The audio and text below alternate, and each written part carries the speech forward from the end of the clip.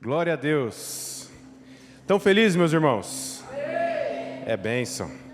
De manhã Deus já fez grandes coisas aqui, eu creio que à noite não vai ser diferente. Já queria pedir desculpa para vocês se a minha voz falhar aqui durante a ministração, porque minha garganta não está muito boa. Mas como dizem os pentecostais, o inimigo está furioso. Então vamos curvar a nossa cabeça, vamos fechar os nossos olhos, entregar esse momento aqui a Deus. Aleluia, Jesus. Pai, nós te agradecemos, Senhor. Te agradecemos pelo privilégio que nós temos de estarmos reunidos aqui em Seu nome. Te agradecemos, Senhor, porque o Senhor tem nos guardado, o Senhor tem nos livrado, Senhor, das armadilhas de Satanás. Até aqui o Senhor tem nos ajudado, Pai. Nós queremos, em nome de Jesus, colocar a nossa mente focada no Senhor, focada na Sua palavra, que o Senhor possa vir acalmar os nossos corações, acalmar a nossa mente. Senhor, que os nossos ouvidos espirituais estejam abertos para aquilo que o Senhor quer pregar aqui nessa noite. Os nossos olhos espirituais estejam abertos para enxergar a grandiosidade do Seu poder, Senhor. Que a nossa mente esteja voltada ao Senhor. Eu repreendo, Pai, em nome de Jesus, toda ação do inimigo tentando bloquear aquilo que o Senhor quer fazer aqui nesta noite. Repreendo, Senhor, todo espírito de distração, todo espírito, Senhor, de cansaço, de sono. Satanás, nós te damos uma ordem nessa noite. Saia, nós não te damos autoridade para agir aqui em nosso meio. Nós declaramos que somente a presença do Espírito Santo é bem-vindo aqui. Pedimos para que os anjos do Senhor estejam acampados dentro e fora deste lugar, guardando a presença do Senhor. E que o Senhor possa falar tremendamente aos nossos corações, que não seja uma palavra ministrada aqui por homens, mas que venha direto do trono dos céus, aquilo que o Senhor quer trazer para a nossa vida, em nome de Jesus. Amém. Glória a Deus. Meus irmãos, abram comigo no livro de João, capítulo 20, nós vamos ler do 21 ao 22. João 20, 21 ao 22. O tema da ministração de hoje é os dons do Espírito Santo. Então nós vamos aprender um pouquinho quais são os dons, para que eles servem, e nós vamos decorrer um pouquinho em cada um deles. Então, João capítulo 20, versos 21 e 22 diz assim: Então Jesus disse de novo, que a paz esteja com vocês. Assim como o Pai me enviou, eu também envio vocês. Depois soprou sobre eles e disse: recebam o Espírito Santo. Aqui Jesus, meus irmãos, tinha acabado de ser crucificado, morto, ressuscitado. Se você pegar nessa mesma passagem de João e ler um pouco antes, vai ver que tem aquela passagem onde Maria foi até o túmulo de Jesus, chegou lá e o túmulo estava vazio. Então a palavra de Deus diz aqui em João que os discípulos estavam reunidos dentro da casa de um deles, com medo do que os judeus poderiam fazer com eles. Por quê? Jesus tinha acabado de ser crucificado, tinha acabado de ser morto, e eles pensaram: se Jesus, que é Jesus, foi açoitado, foi maltratado, foi xingado, quem dirá eu, que sou apenas um discípulo de Jesus? Se Jesus, que é Deus, foi tratado dessa forma, quem dirá eu, que sou, entre aspas, um simples seguidor dele? Então a palavra de Deus diz que eles estavam dentro de uma casa, com medo do que poderiam fazer com eles. Então Jesus chegou dentro dessa casa e disse: a paz esteja convosco. E soprou sobre eles o Espírito Santo. Eu creio, meus irmãos, que não somente para os discípulos daquele momento, mas todos nós que um dia levantamos as nossas mãos, reconhecemos Jesus como nosso Senhor e Salvador, fomos batizados com o Espírito Santo, nós também temos essa palavra profética liberada sobre a vida de nós. Então, quando ele sopra o Espírito Santo sobre os discípulos, e automaticamente também nós temos isso, nós ganhamos pelo nome de Jesus a autoridade e o poder de fazer as coisas que Jesus e seus discípulos faziam. Então toda a delegação de autoridade está sobre a minha e está sobre a sua vida também. Então, se Jesus pregou milagres, se Jesus curou enfermos, se Jesus fez coisas grandiosas, o mesmo Espírito que estava sobre ele também está sobre nós. E nós temos essa autoridade de pregar o Evangelho, curar os enfermos, libertar os cativos e fazer milagres e maravilhas. É uma promessa de Deus para as nossas vidas. Mas nós precisamos entender que Jesus, mesmo sendo 100% Deus, ele também era 100% homem. Porque lá em Filipenses fala que, subsistindo como Deus, se esvaziou de sua forma e se tornou homem semelhante a nós. Então Jesus, ele estava suscetível aos mesmos sentimentos, ele estava suscetível às mesmas emoções, às mesmas necessidades que nós sentimos. Jesus, ele era 100% Deus, mas ele estava numa condição de 100% homem. Então a Bíblia fala que, durante todo o tempo que Jesus esteve aqui na terra, Jesus pôde fazer o que ele fez porque Deus estava com ele. Da mesma forma que Deus está conosco. Então nós precisamos entender que Jesus, ele era um ser humano como nós. Porque se nós simplesmente tivermos uma visão de que Jesus era Deus, na nossa mente vai ficar algo impossível da gente fazer. Nós não vamos conseguir pregar sobre o enfermo, nós não vamos conseguir orar por alguma necessidade, porque na nossa mente limitada nós vamos pensar, Jesus só fez o que ele fez porque ele era Deus. Só que Jesus deixou uma mensagem para nós. Ele disse assim lá em Atos, que coisas iguais e ainda maiores nós faríamos através do nome dele. Então como é que nós vamos fazer coisas iguais e maiores que ele fez, se nós tivermos a visão limitada de que ele era somente Deus? Então nós precisamos ter isso enraizado em nossas mentes. Jesus era homem como nós. Ele tinha as mesmas emoções, sentia as mesmas coisas, tinha as mesmas limitações que nós. Inclusive, quando ele veio para a terra, ele deixou no céu alguns dos seus atributos. Quando ele se esvaziou como Deus e se tornou homem, algumas coisas ele não trouxe com ele. Por exemplo, a onipresença.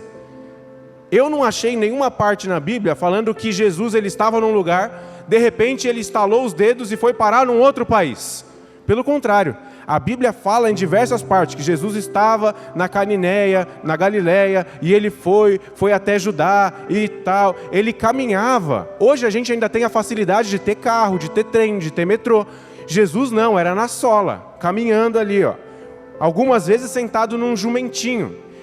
Então, alguns atributos de Deus, ele deixou no céu quando ele se tornou homem. A onipresença é uma delas. A onisciência, se você não sabe o que é onisciência, é o poder de Deus que sabe de todas as coisas. Jesus, ele não trouxe para a terra a onisciência, tanto que a gente vê algumas passagens, Jesus perguntando para um cego, o que você quer que eu faça por você?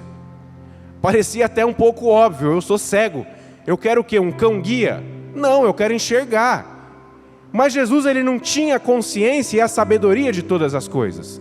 Ele perguntava, fazia algumas perguntas para tirar algumas informações das pessoas. Saber o porquê daquilo, entender o que as pessoas estavam pensando. Então, alguns atributos ele deixou no céu, se esvaziou da forma de Deus e se tornou ser humano como nós.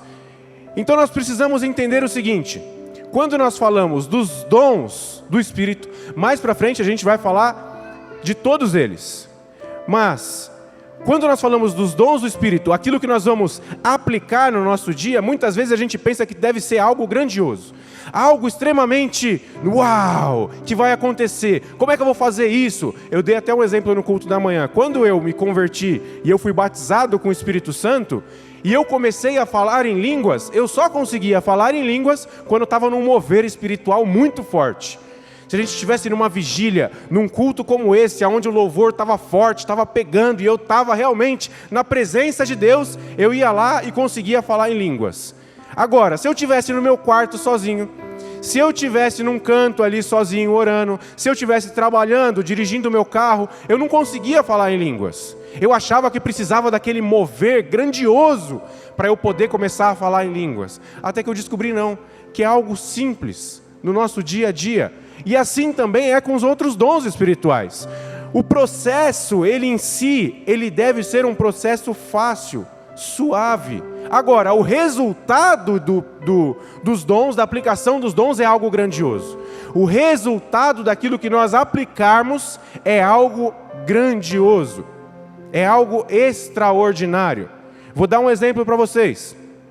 Quando eu e minha esposa, minha filha nasceu em 2018, nós ficamos mais de um ano tentando engravidar. E ela começou a fazer o tratamento e nós oramos e falamos assim: Senhor, não quero fazer esse tratamento. É um tratamento dolorido, é um tratamento invasivo. E nós colocamos diante de Deus o seguinte: se é um propósito do Senhor para a nossa vida, de gerarmos filhos, que seja feita a sua vontade. Agora, se não é a sua vontade para a nossa vida, amém também. E nós descansamos no Senhor. Só que nós pensamos o seguinte: nós precisamos dar um passo de fé. E fé, não sei se você sabe, é um dos dons do Espírito. A fé é um dos dons, nós vamos falar um pouco mais dele lá para frente. Mas nós pensamos o seguinte: se nós queremos gerar filhos, se nós queremos ter um filho, nós precisamos dar um passo de fé. E nós não tínhamos o quarto do nosso filho ou da nossa filha ainda. Ela não tinha nem aonde dormir. Então nós falamos assim: nós vamos construir um quarto pela fé. E nós construímos o quarto do nosso filho ou da nossa filha pela fé, sem ela engravidar. Nós falamos o seguinte: nós vamos arar a terra. Se Deus quiser mandar chuva, Ele vai mandar a chuva. Então nós tivemos um passo de fé. Foi um processo, difícil de fazer, uma decisão nossa, que eu precisei orar muito. Não, o processo foi simples. Agora, o resultado do meu ato de fé, do nosso agir de fé, foi grandioso. Tivemos uma filha maravilhosa, está aqui na salinha. Então o resultado, ele deve ser resultado grandioso. O processo não. Porque se nós colocarmos um processo, algo difícil de fazer, as pessoas vão olhar e falar assim: eu não consigo fazer isso. É algo impossível, como é que eu vou fazer isso? Da mesma forma, se nós diminuirmos o resultado daquilo que Deus fizer, nós vamos humanizar. E nós vamos tirar aquilo que era para ser extraordinário e vai se tornar algo ordinário. Nós vamos tirar a presença de Deus daquilo que era para ser um milagre e se tornar algo humanizado. Então nós precisamos entender que o processo é simples, o resultado ele é extraordinário. Então nós vamos entrar agora falando um pouco sobre os dons do Espírito. Abram comigo em 1 Coríntios capítulo 14, verso 12.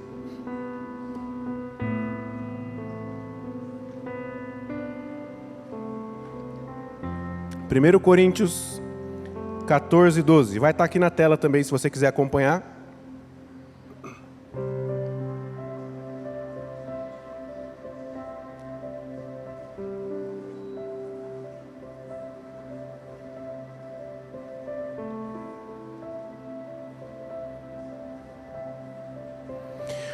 A palavra de Deus diz assim: assim também vós, visto que desejais dons espirituais, procurai progredir para a edificação da igreja. Paulo estava escrevendo a carta aos Coríntios, e ele falou o seguinte: assim também vós, a igreja de Corinto, visto que desejais os dons espirituais. E aqui a gente já tira uma primeira lição muito importante.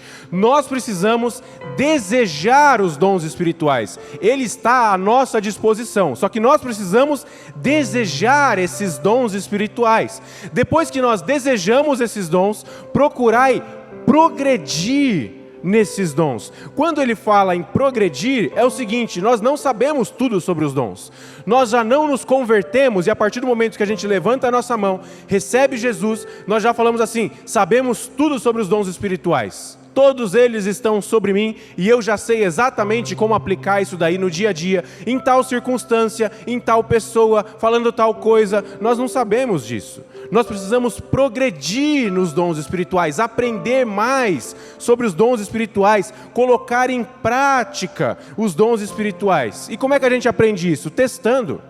Nós precisamos testar o dom espiritual que Deus colocou dentro de nós. A palavra de Deus diz que Deus age segundo o querer e segundo o poder e o nosso querer. Se nós queremos algo, se Deus colocou no seu coração algum dom específico, e você muitas vezes, sentiu vontade de orar por um enfermo, bem provável que Deus tenha colocado esse dom diante de você.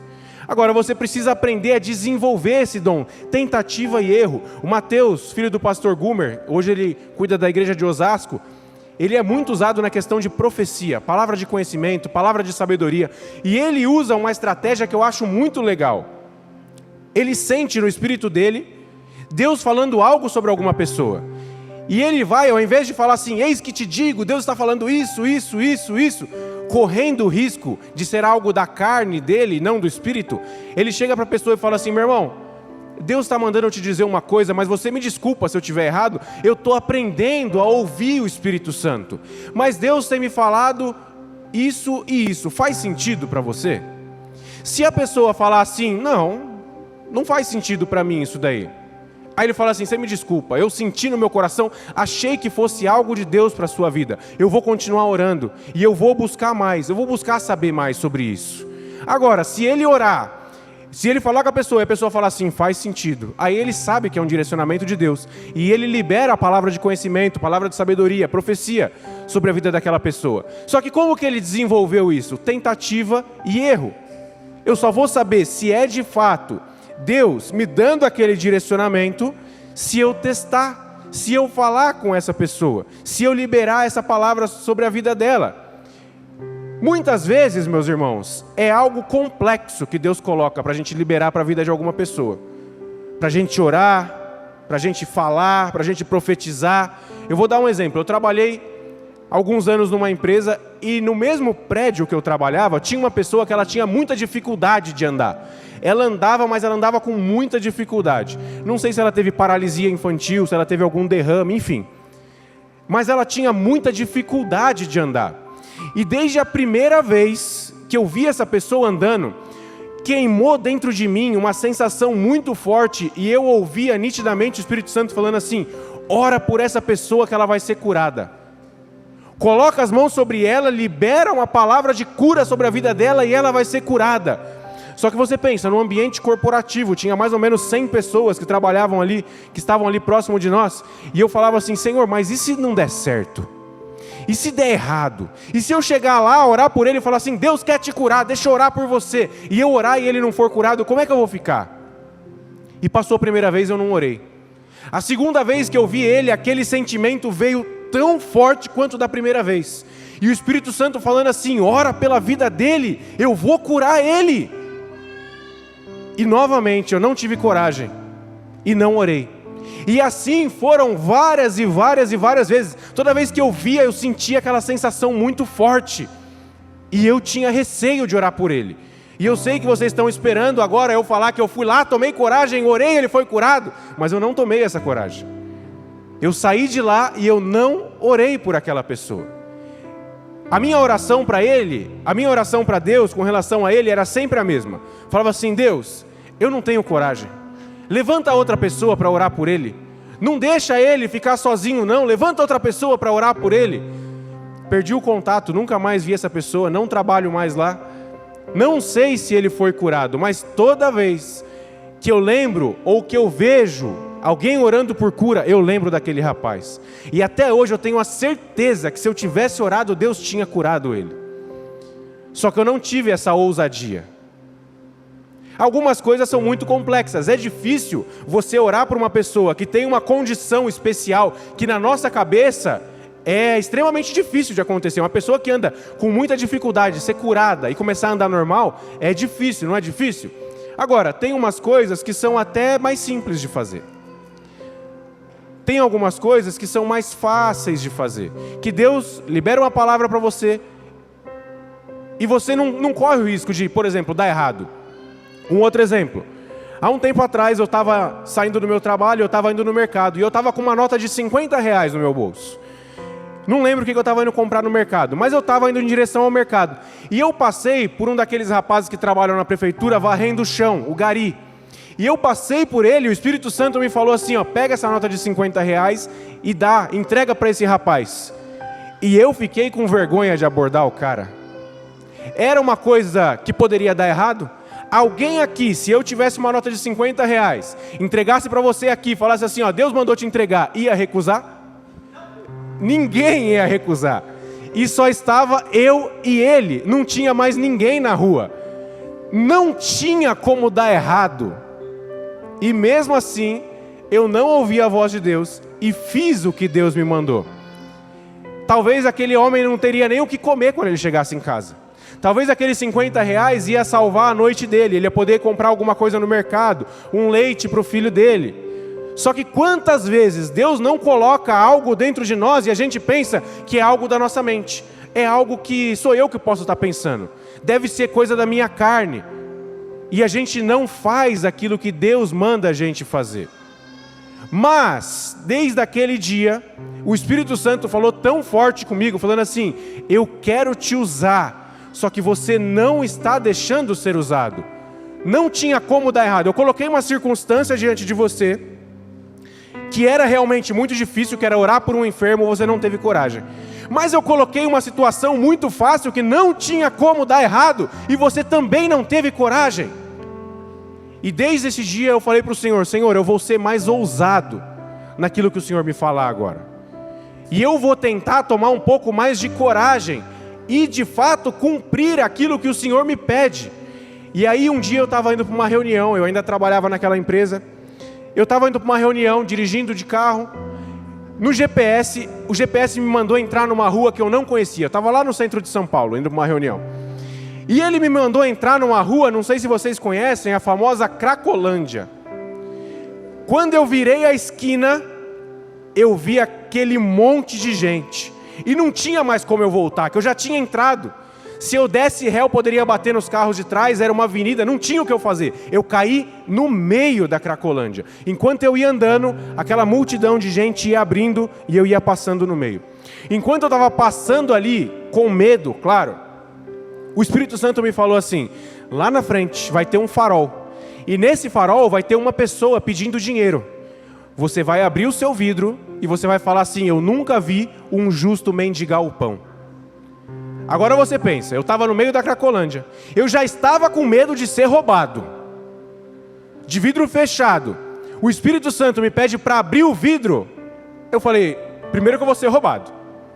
Segundo, que eu vou virar para uma pessoa que está mendigando pão e eu vou falar para ele: a Bíblia diz que nunca vi um justo mendigar o pão. Eu vou tomar um soco. Não tem como dar certo um negócio desse. Quando eu saí daquele monte de gente, lá na frente eu vi um farol. E uma pessoa pedindo dinheiro. O Espírito Santo me falou: é ele. Eu falei: eu não vou abrir o vidro. Ele: você vai abrir. Eu não vou abrir, você vai abrir. Eu não vou abrir, você vai abrir. E ficou aquela briga interna. E quando eu fui chegando perto, tinha 3 carros parados no farol. Eu pensei o seguinte: ele vai pedir para o primeiro, vai pedir para o segundo, vai pedir para o terceiro. Quando estiver chegando em mim, o farol já abriu. E eu vou embora. Me safei dessa. Quando eu estava chegando, ele saiu de lá da frente. Ele passou pelos 3 carros que estavam parados e ele veio direto em mim. E eu falei: Senhor, eu vou fazer. Seja feita a sua vontade. Eu abri o vidro, ele veio me pedir o dinheiro e eu falei assim: ó, a Bíblia diz que nunca viu um justo mendigar o pão, já esperando tomar o soco, ou ter meu celular roubado.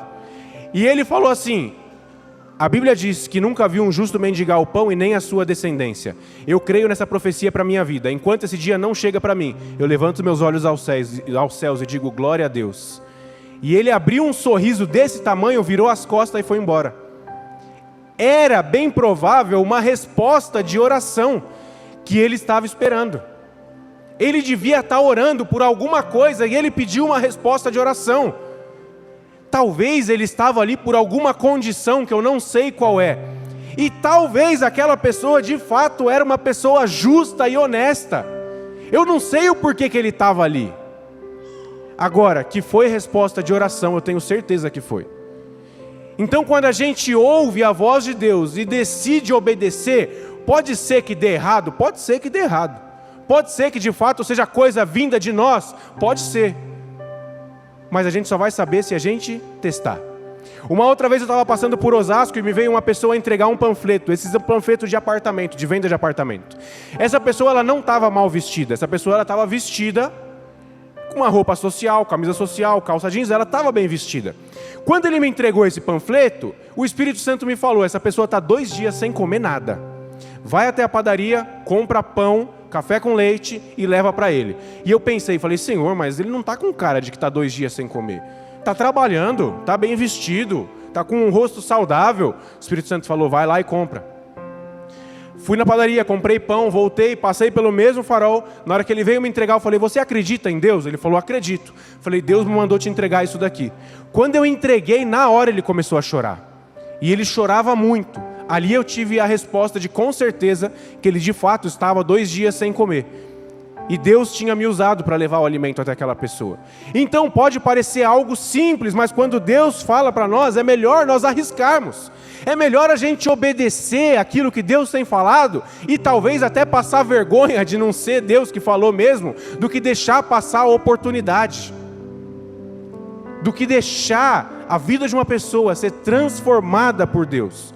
Talvez aquilo que Deus colocou no seu coração era a única coisa que faltava para ele se converter, para ele conhecer Jesus, para ele de fato acreditar que Deus existe e entregar a sua vida para Jesus.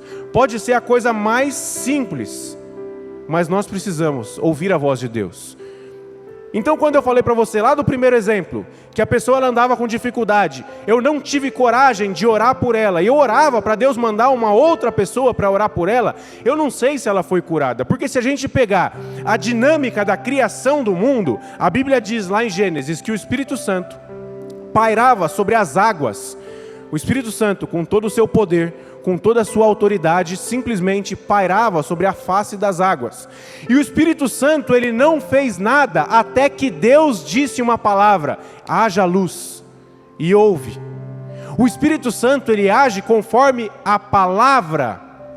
Nós precisamos abrir a nossa boca e falar, dar ordem de comando. O Espírito Santo ele pode fazer o que ele quiser, mas ele nos dá o privilégio de participar disso. Ele poderia muito bem curar aquela pessoa de qualquer forma, poderia curar aquela pessoa no meio das pessoas, dormindo, enquanto, não sei, ele poderia. Só que ele queria usar a minha vida para liberar uma palavra e falar: seja curado. Jesus, quando curava, falava: levanta-te e anda. É a palavra sendo proferida. O Espírito Santo age conforme a palavra, ele é movido pela palavra. Então vamos entrar um pouco mais fundo aqui na questão dos dons espirituais. 1 Coríntios 12, do 8 ao 11. E aqui é onde de fato Paulo, falando para a igreja dos Coríntios, descreve quais são os dons espirituais. 1 Coríntios 12, do 8 ao 11.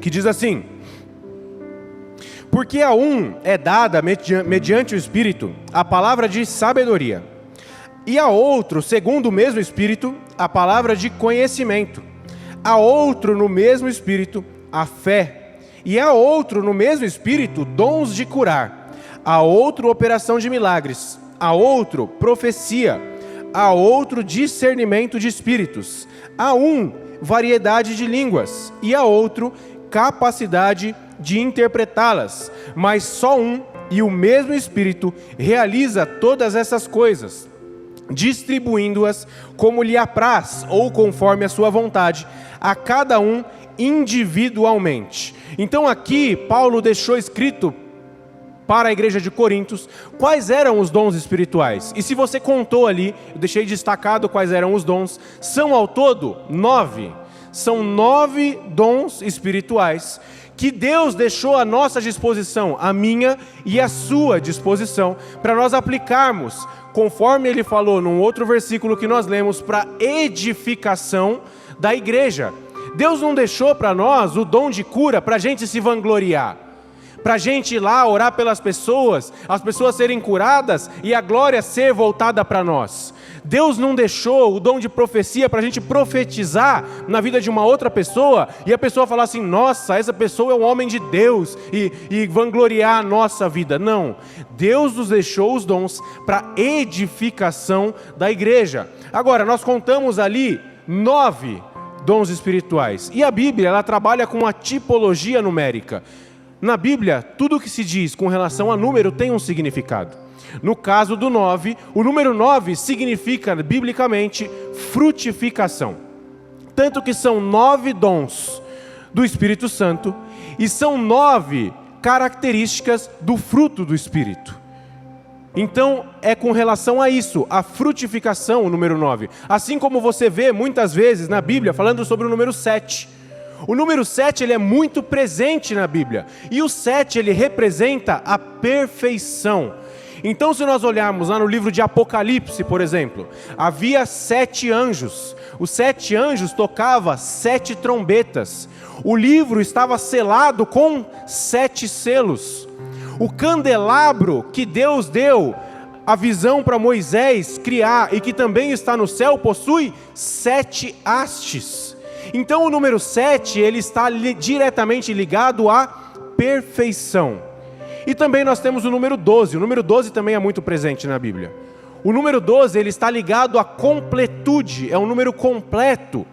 Então nós vemos 12 discípulos, nós vemos as 12 tribos de Israel, nós vemos números múltiplos de 12. Então se a gente vê lá em Apocalipse 7, fala sobre os 144 mil que são os predestinados, que é um número múltiplo de 12.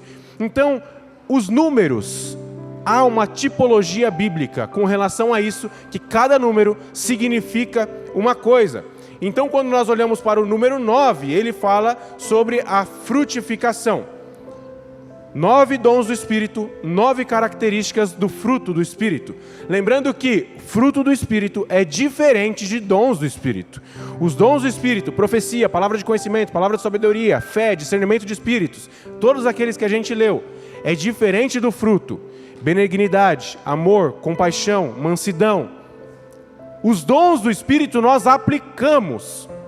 O fruto do Espírito é o resultado daquilo que Deus deixou para nós.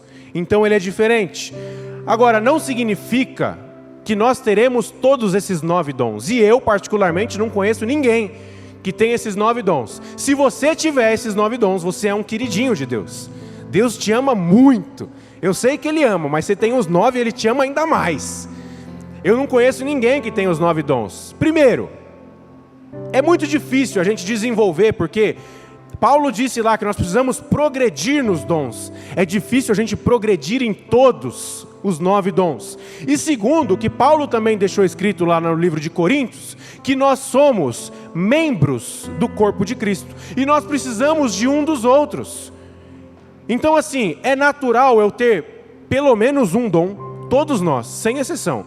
Se você está aqui hoje, você é convertido, você tem o Espírito Santo, pelo menos um dom você tem. Você pode não ter descoberto ainda, mas você tem pelo menos um. Agora, é normal a gente ter 2, é normal a gente ter 3, é normal a gente ter mais. Então assim, não é comum nós termos os 9. Não necessariamente teremos os 9, mas necessariamente eu preciso andar com pessoas que têm os dons que eu não tenho. Por quê? Um exemplo, se eu tenho um dom, por exemplo, de liberar uma palavra de conhecimento, e eu libero para alguém uma palavra de conhecimento que essa pessoa está doente, e eu não tenho desenvolvido talvez o dom de cura, e tem alguém junto comigo, com esse dom, essa pessoa ela pode muito bem orar e a pessoa ser curada ali. Então eu sou um membro, você é um membro, você é um membro, você é um membro, e junto nós formamos o corpo de Cristo. Nós precisamos andar em unidade. É por isso que uma igreja completa precisa de pessoas que tenham os dons do Espírito, uma ajudando a outra, para juntos nós formarmos o corpo de Cristo. Agora, esses dons que nós falamos, os 9, nós dividimos eles em 3 grupos diferentes. Eu falei sobre o candelabro. O candelabro, ele tem 7 hastes. Eu gosto muito de uma frase que fala assim, que o Antigo Testamento ilustra o Novo Testamento. E o Novo Testamento, ele explica o Velho Testamento. Tem algumas denominações que eles extinguiram o Velho Testamento. É uma coisa passada. Era a lei de Moisés, Jesus veio, tudo se fez novo. Mas não, muitas coisas do Velho Testamento são explicados pelo Novo. E o Velho Testamento ilustrava o que viria no Novo Testamento. Então lá no Antigo Testamento, lá em Êxodo, Moisés teve um direcionamento de Deus para que ele fizesse um candelabro. E qual que foi a especificação de Deus para esse candelabro? O candelabro ele deve ser de ouro puro. Ele deve ser 100% ouro puro. E o candelabro ele deve ter uma haste central. Dessa haste central saíam 3 hastes para a direita, 3 hastes para a esquerda. 3 com 3 mais uma são 7. 7 é o número da perfeição. Sempre que você vê a representatividade de um candelabro na Bíblia, saiba que a palavra de Deus está falando sobre o Espírito Santo. Falou sobre candelabro na Bíblia, está falando diretamente sobre o Espírito Santo. Então aqui, no candelabro, nós temos 7 hastes. Se você reparar, sai 3 hastes do lado esquerdo. E em cada haste, Deus deu um direcionamento para Moisés, falando o seguinte: você vai colocar 3 amêndoas em cada haste. Então do lado esquerdo, se você reparar, temos 3 amêndoas na haste de baixo, 3 na do meio, 3 na de cima, totalizando 9 amêndoas. Do lado direito a mesma coisa, 3, 3 e 3, totalizando 9 amêndoas. Então quando nós falamos o número 9, que é frutificação, aonde são 9 dons do Espírito, e são 9 características do fruto do Espírito, aqui no candelabro está representando os dons do Espírito e o fruto do Espírito. Então, se você reparar, eles são divididos em 3, são 3 hastes. São 3 grupos diferentes, tanto para dons quanto para o fruto.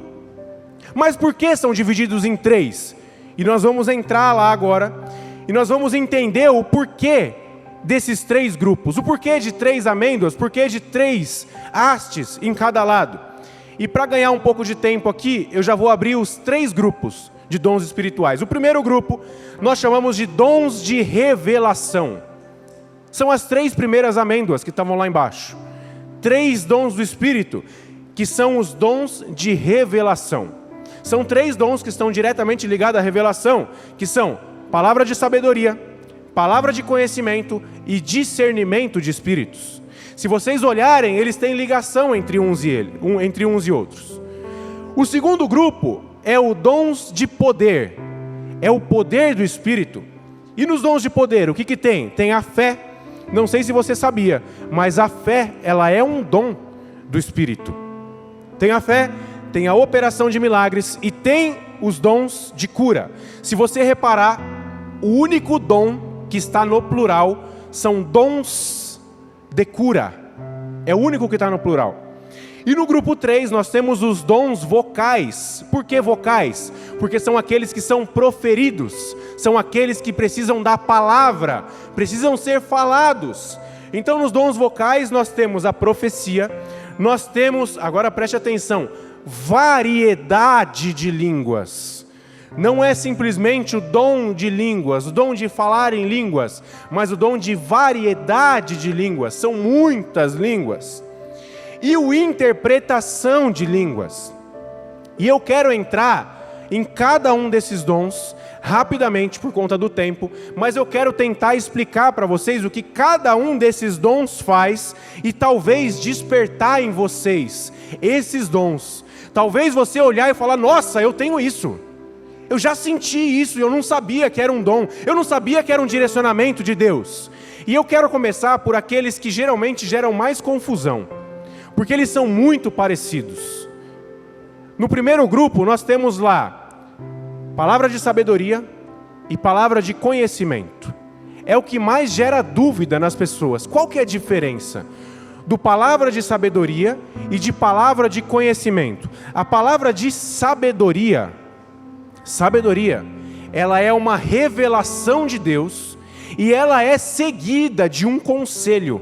Se você quiser anotar isso, palavra de sabedoria, ela é uma revelação de Deus e ela é seguida de um conselho. O profeta Eliseu chegou para o rei de Israel e falou assim: o rei assírio está tramando contra vocês e armou armadilhas nesse e nesse lugar, não passe por lá. Saber que o rei da Síria havia colocado armadilhas em tal e tal e tal lugar foi revelação. Não passe por lá, foi um conselho. Então ali ele teve uma palavra de sabedoria para o rei de Israel. Deus deu a revelação para ele de que o rei da Síria colocaria armadilhas e que se eles fossem por lá eles seriam pegos, e ele veio com um conselho para o rei: não passe por lá. Faça outro caminho, porque se você for por lá, você vai ser pego. Palavra de sabedoria.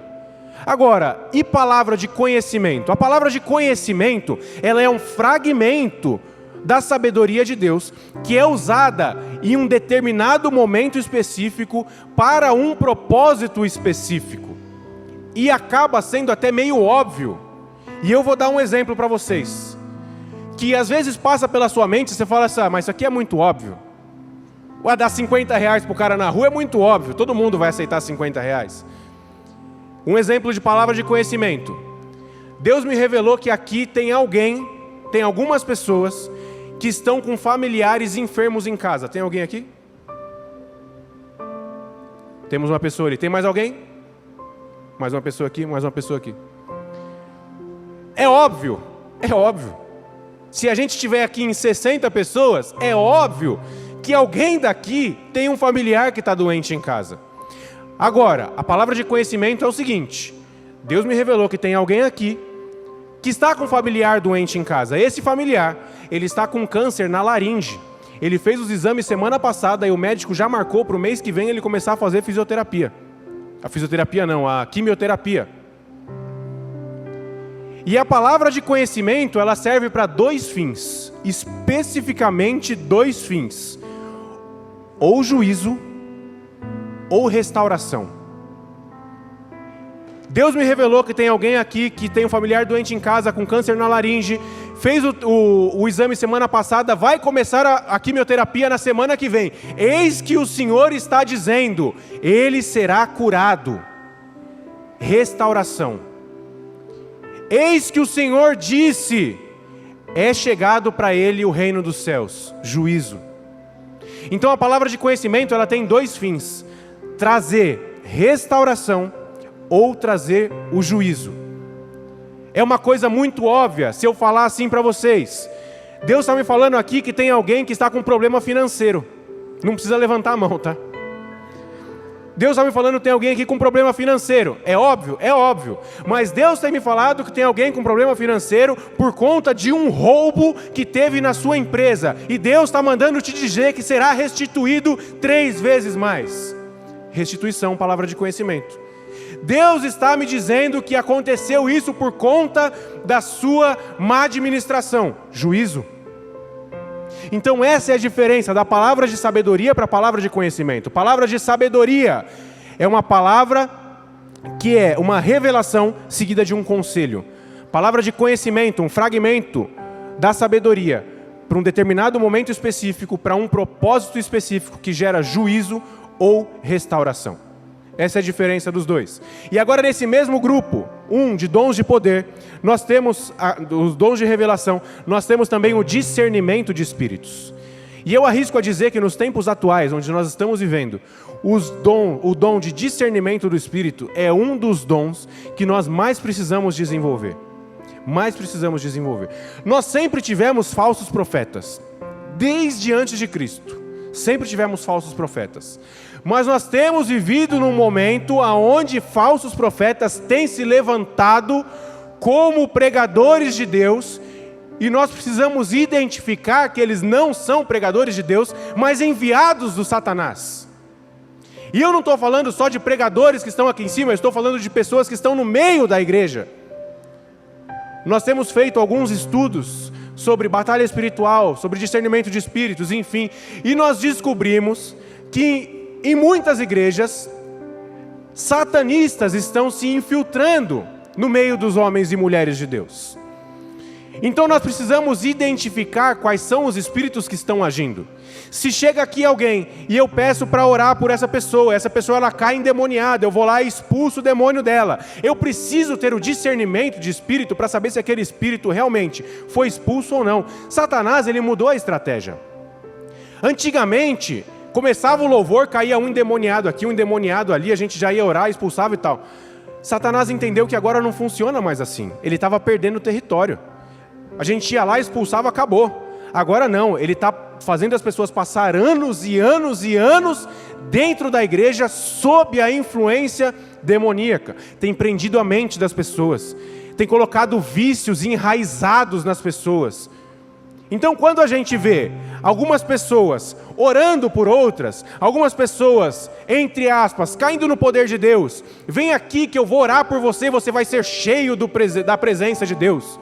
Nós precisamos do discernimento do Espírito para saber se aquilo de fato é o Espírito Santo ou não. Algumas pessoas da nossa igreja, a gente já tem cuidado delas, eu tenho direcionado uma em especial dessas pessoas, que ela tem a visão aberta e ela consegue enxergar o reino espiritual. E isso é muito difícil. Talvez você já até viu alguma coisa, mas você acha coisa da sua cabeça. Talvez você já até viu algumas movimentações e você acha que é coisa da sua cabeça. Comece a orar a Deus. Pode ser que você tenha o dom de discernimento do Espírito. E é um dom que a gente precisa buscar muito nos tempos atuais. Vamos para o próximo grupo aqui. Os dons de poder. Primeiro dom de poder é a fé. Você sabia que a fé é um dom do Espírito Santo? Mas eu não estou falando sobre aquela fé de que a gente, eu tenho fé de que vai acontecer. Eu estou falando sobre fé. Você já passou por alguma circunstância que você precisou ter de fato fé, muita fé, de que aquilo ia acontecer?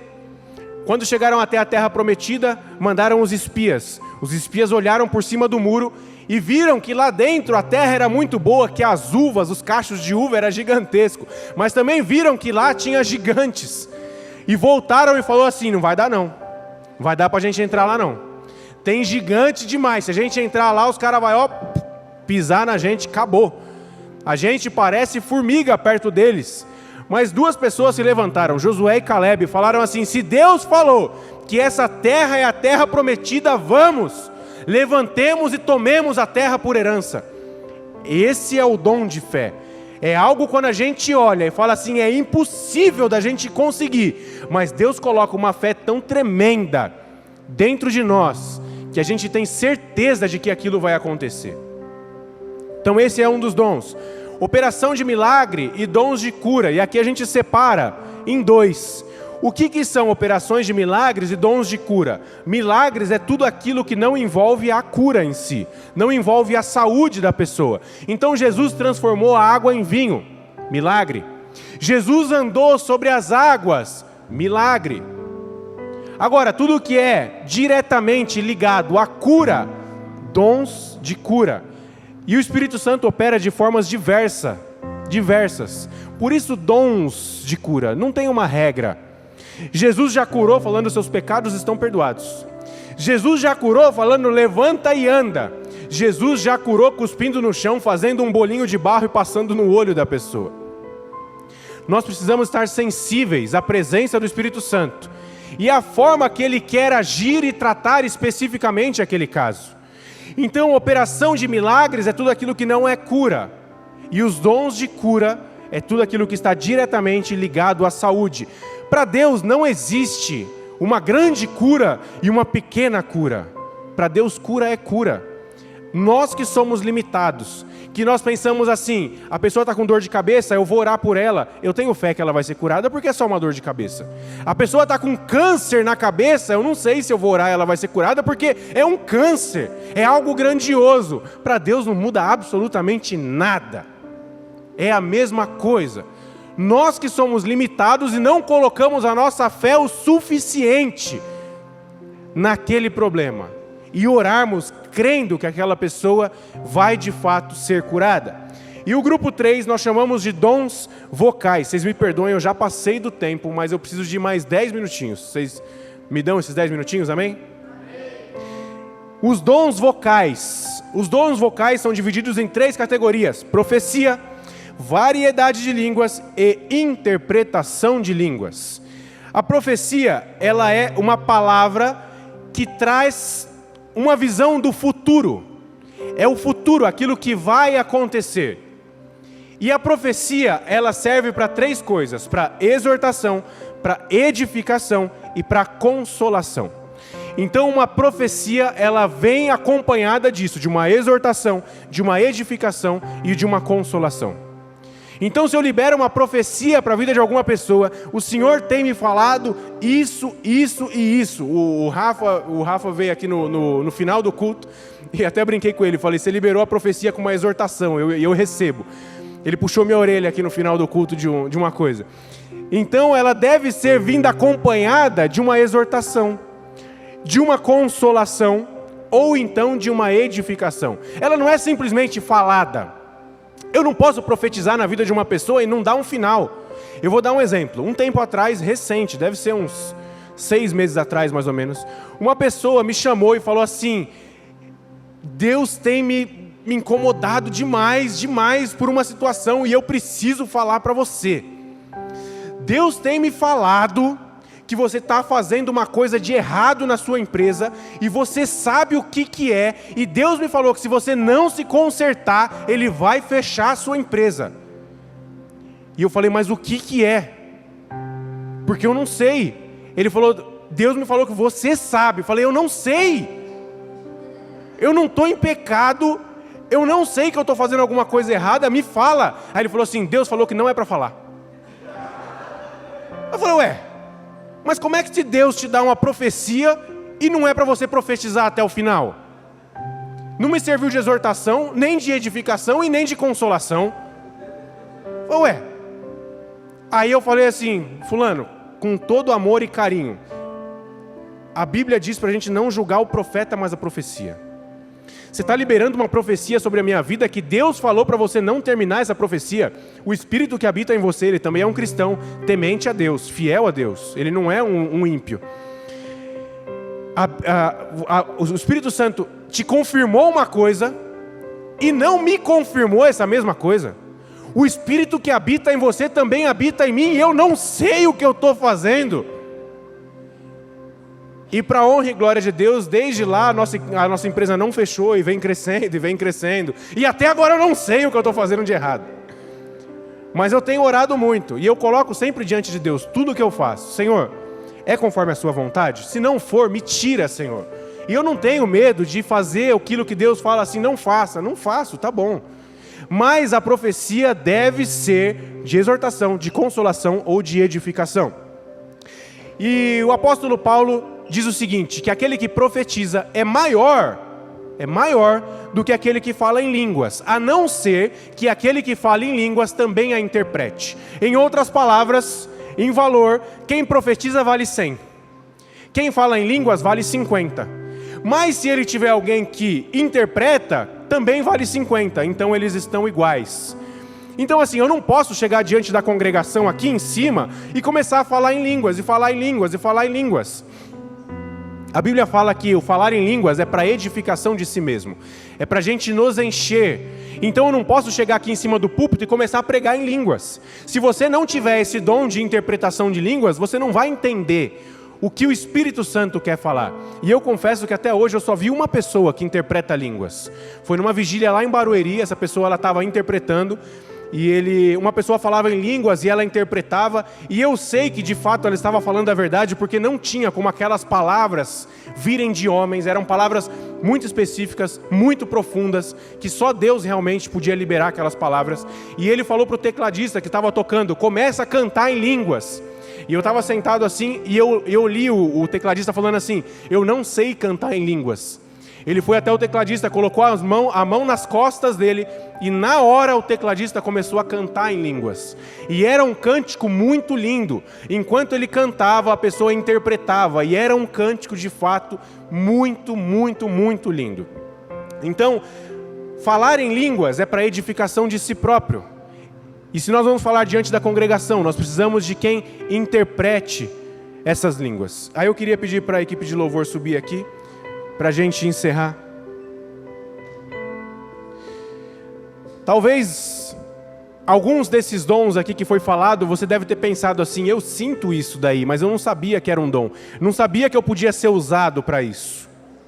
O Espírito Santo, ele vai trazer na sua memória, nessa noite ainda. Nós tivemos um mover do Espírito Santo muito gostoso de manhã aqui. E eu creio que o Espírito Santo permanece aqui da mesma forma que ele estava de manhã.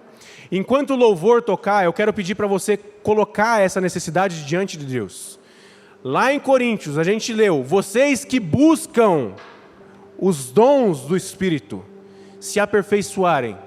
Talvez você nem parou para pensar ainda que você precisava buscar esse dom. Comece hoje, nessa noite, a buscar esses dons. Foram liberadas palavras de conhecimento aqui de manhã. E Deus tem me trazido. De manhã já estava um ambiente profético muito forte, quando acabou o louvor. E Deus me trouxe agora uma palavra, de que há pessoas aqui, que ainda não colocaram em prática os dons porque não acreditam nos dons do Espírito. Eu não sei se é você e eu não quero que você levante do seu lugar, não quero que você levante a sua mão, não quero que você se identifique. Mas Deus tem me falado que há pessoas aqui que não praticam os dons porque não acreditam. E Ele me falou especificamente agora qual é o dom de línguas. Se você não acredita no dom de língua, eu creio que o Espírito Santo vai te batizar com fogo. E você vai falar em línguas, e você vai ver que o dom de línguas é verdadeiro. Variedade de línguas. Eu dei até um exemplo de manhã. Em Carapicuíba tinha um irmão lá que quando ele começava a orar em línguas, ele orava em japonês. Era a coisa mais linda. Eu olhava ele orando em línguas, eu falava, nossa, que coisa linda. Eu ficava até perto dele para ver se passava unção para mim, eu conseguia falar igual ele falava. Mas não dava, era um dom. Variedade de línguas. Ele fala de um jeito, eu falo de outro. Eu já vi pastores que falavam sempre a mesma coisa, que ficava É o dom de línguas que Deus deu para ele.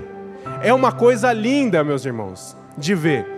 Aqui, se coloca de pé. Nesse momento de oração, eu quero te dar toda a liberdade. Se Deus colocou alguma palavra profética na sua mente, para algum irmão que está aqui, lembre-se, profecia, ela serve para exortação, para edificação e para consolação. Se Deus liberou na sua mente alguma palavra profética para algum irmão, você tem toda a liberdade de sair do seu lugar enquanto o louvor toca e liberar essa palavra para esse irmão.